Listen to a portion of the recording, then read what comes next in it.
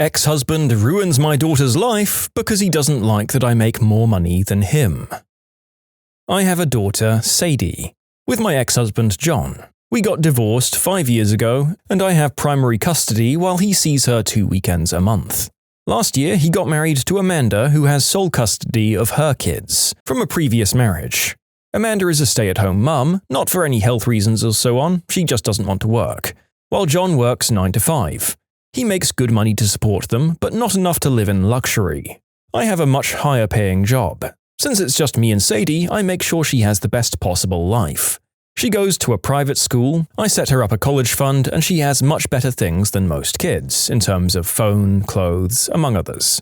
I still managed to raise her to be humble and not take things for granted, and she's one of the hardest working people I know, always making sure to get good grades and keep her room tidy. Well, the last few times she came back after a weekend at John's, I noticed that the clothes she was bringing back in her duffel bag are A, not her size, and B, much cheaper and poorer quality than what I buy for her usually. I asked her why that was, and she told me while she's at her dad's, Amanda takes away her nice clothes and gives them to her kids, while Sadie gets the clothes they buy from Target. I asked her if she wanted them back, but she said she didn't mind sharing since all of her favorite clothes were kept here. The problem came when I went to pick her up last weekend. I had a business meeting and I couldn't drive her over, so Amanda offered to just pick up Sadie from school, which hadn't happened before.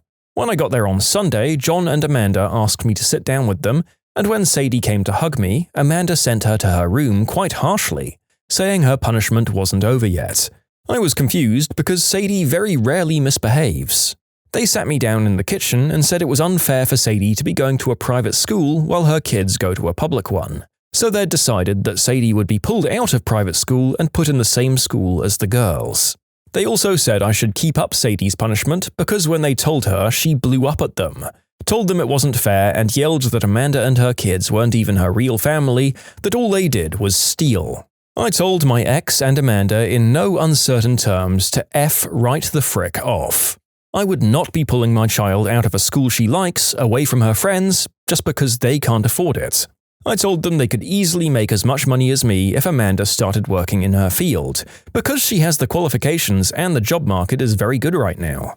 I told them their money problems are not my issue. If Sadie's items get stolen again, or if they try to pull her out of school, I'll be taking this to court.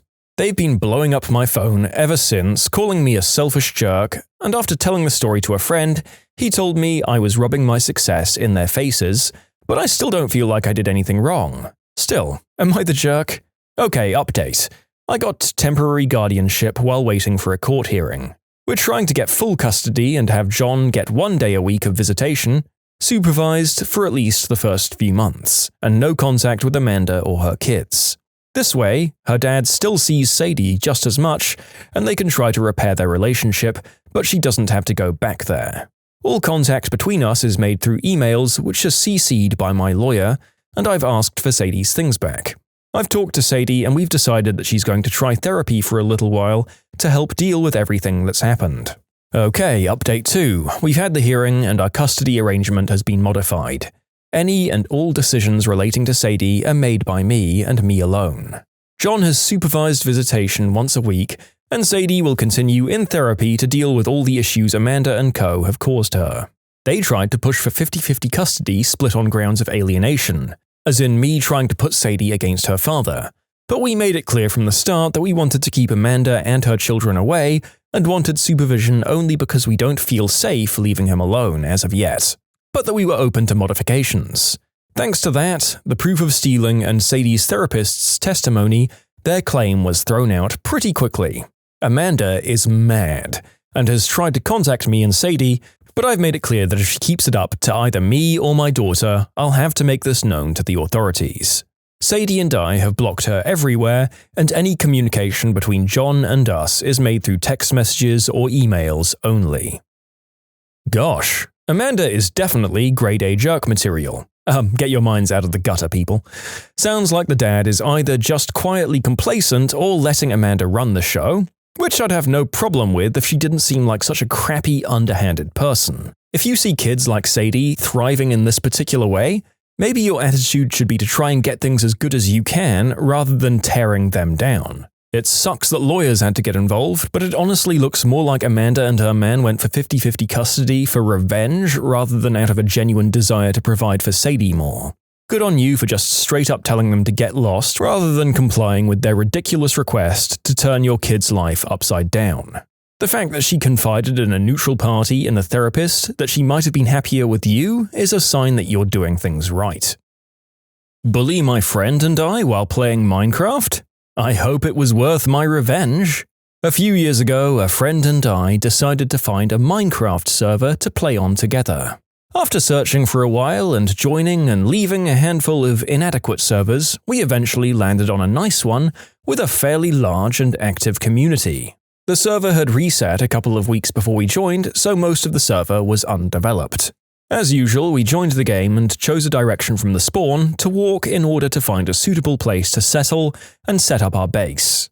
After about 20 minutes, we found a good location, near enough to the rail system, but far enough away from most other players, all except Noob 1 and Noob 2. Noob 1 and Noob 2 were definitely younger than me. I was probably older than the general demographic at 25, while they were almost certainly closer to 15. Noob 1 and Noob 2 weren't the best builders. They were the types of players who spent most of their time begging the admin for mod privileges. However, they both had the best armor in the game, full diamond, along with diamond swords and plenty of ender pearls, bows and arrows, among other things. They were loaded. They must have spent a ton of time mining before I arrived, because they spent all of their time after attacking me anytime I'd join the server to play. They were usually logged in, as it was the summer and I guess they had nothing better to do. I'd be out planning my base build and they'd run up, full armor with diamond swords and kill me instantly. I was always unarmed and had an inventory filled with building blocks that I'd meticulously collected. Fortunately, this particular server allowed players to protect a small portion of the land based on how long they'd played the game. I was able to protect a small cube of space from Noob 1 and Noob 2 so I could store my items. For those of you who've never played Minecraft, you drop all of your inventory when you die. Over the next week, my friend and I spent time slowly building up the base on one small section at a time. If Noob 1 or Noob 2 saw me, they'd run over and kill me, so a lot of building was done from inside, removing dirt and replacing it with stone. Now, I'm a perfectionist when it comes to Minecraft builds, so I was making sure to use the perfect materials and build the fortress exactly how I wanted. Noob 1 and Noob 2 slowed me down heavily, but eventually I had a towering fortress overlooking their tiny dirt hut. The whole thing was protected. They couldn't break any block or open any chest. However, they could still kill me if they got inside, which did happen on a few occasions. They'd kill me, take all my stuff, then make fun of me after running home. I'd had enough. I put the finishing touches on my fortress and closed off the top. I found out at this point that they were getting inside by throwing ender pearls through my windows. Ender pearls allow you to teleport wherever said pearls land. Now that they could no longer get inside, they'd stand at the front gate and beg to be let in. I let them in once voluntarily and I was swiftly massacred. I decided it was time to switch from build mode to revenge mode. Under the front gate, I spent hours building a dropout floor directly in front. I wired it to a lever inside that, when pulled, would drop out the floor. This would also make whoever was unlucky enough to be standing on it fall about 30 blocks. Not enough to kill someone, but enough to significantly weaken them. At this point, I wired up arrows and a lava dispenser to attack the victim upon impact. I made sure all of my work was inconspicuous and hidden, and then waited for noobs 1 and 2 to come to my front door on a raid. Finally, that time came and I didn't have to wait too long. Noob 1 stood on the trapdoor, unaware of the fate that awaited him. Noob 2 was circling the fortress looking for another entrance. All the while, insults were hurled back and forth.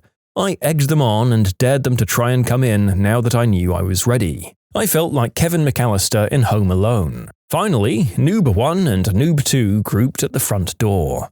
I approached and looked at them through a small hole in the door. They gathered at the hole to look at me. We exchanged glances, and I pulled the lever. Both Noob 1 and Noob 2 fell into the pit. I pulled the second lever, triggering the arrows and the lava. Noob 1 dies, and Noob 2 logs out. Due to my preparedness, I'd thought ahead to put a hopper, an item collector, under the killing floor to pick up any dropped items to prevent the lava from burning it up. I ran down and collected my new diamond armor set and stacks of meat and ender pearls. Noob 1 rages about his lost gear. He falls into the trap a few more times, losing even his basic gear in the process. He begged for me to return it. After about 30 minutes, he told me to deactivate the trap so Noob 2 could log in and then safely warp to his base using a command that the server had installed. I agreed. However, I never deactivated the trap. Cue diabolical music as I collected my winnings. In short, newbie kids mess with me on a Minecraft server while I try to play, so I killed them and took all of their items. Am I the jerk? Haha! Get good, scrubs! I have to wonder what they'd done to get that diamond armor in the first place.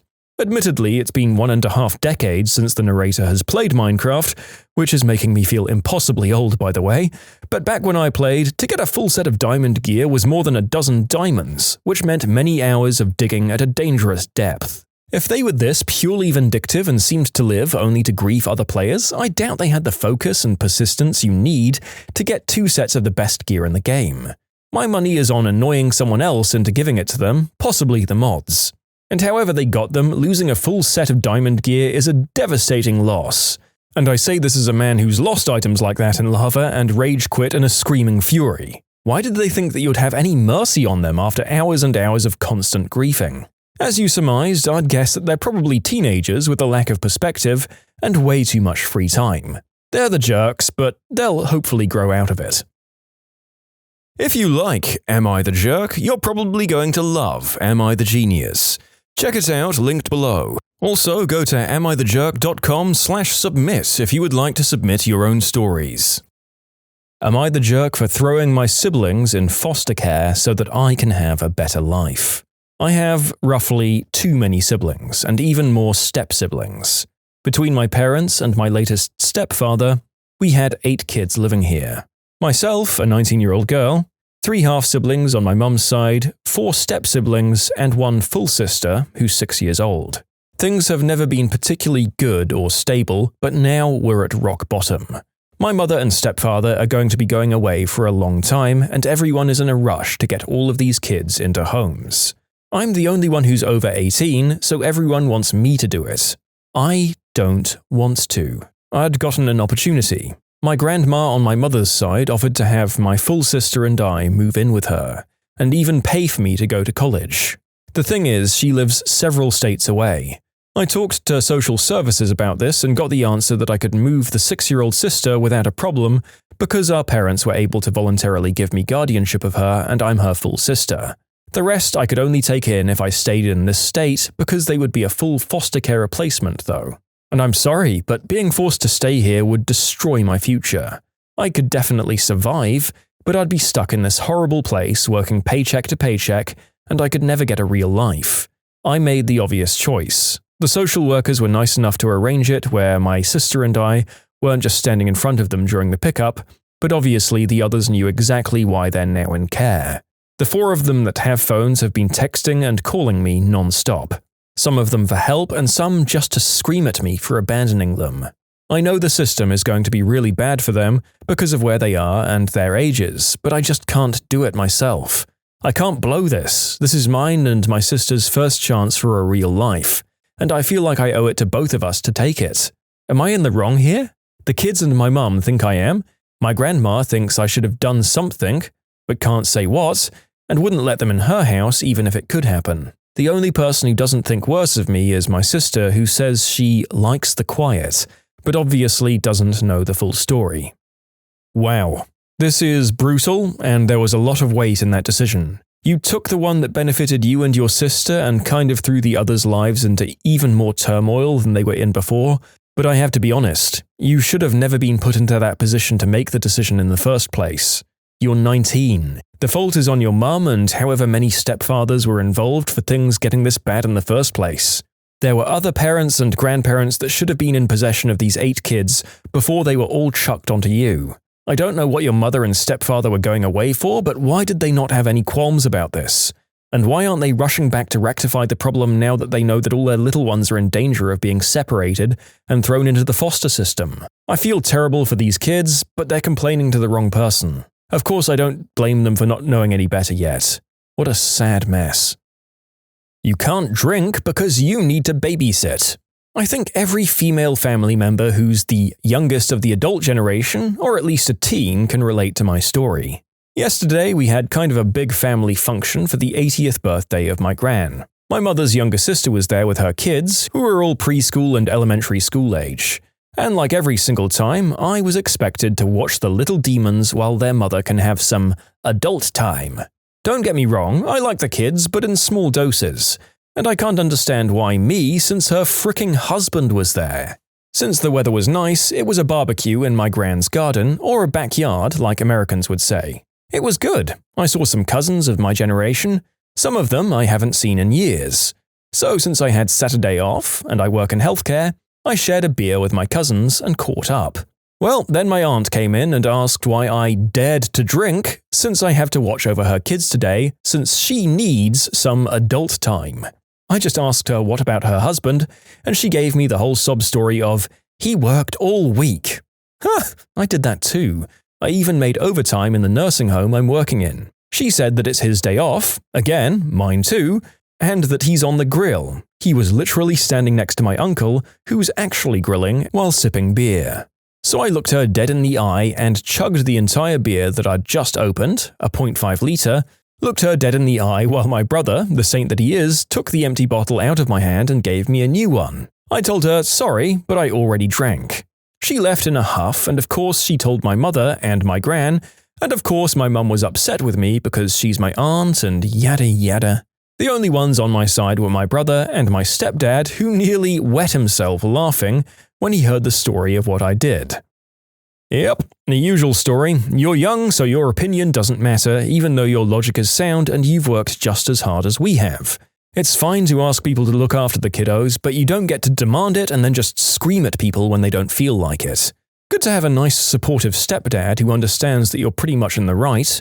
Tell your aunt to focus on making your grandma have a nice birthday and not ruin it by being a mean old Karen. You're drinking beer, you're legally an adult, and you deserve your own quiet form of adult time. And even if you weren't, then you at least deserve the decency of a request. People sometimes misinterpret respect your elders with, I can tell anyone younger than me what to do. Nope. I'm not sure anyone liked being commanded on that basis when they were younger, and you'd think that they'd get some perspective when they themselves came of an age to weaponize it against others. District manager stole all of our specialty pizza from the break room. The guy makes $250K a year. We had a visit from the all-important managers yesterday, just really one of those checkups where they try to catch you doing something wrong. And at one point, the HR lady went around to everyone and told us about the pizza she brought for the employees that she'd left in the break room. Yes, pizza is not enough, but this pizza was from a locally famous pizza place, and we were all looking forward to having some on our breaks. By the time anyone got a break, there was no pizza or pizza boxes in the break room. Front of house staff confirmed that our district manager took all of it, like 4 to 5 boxes, when he left. He makes $250K a year, and he stole the only little thing we were looking forward to that day. Time to unionize.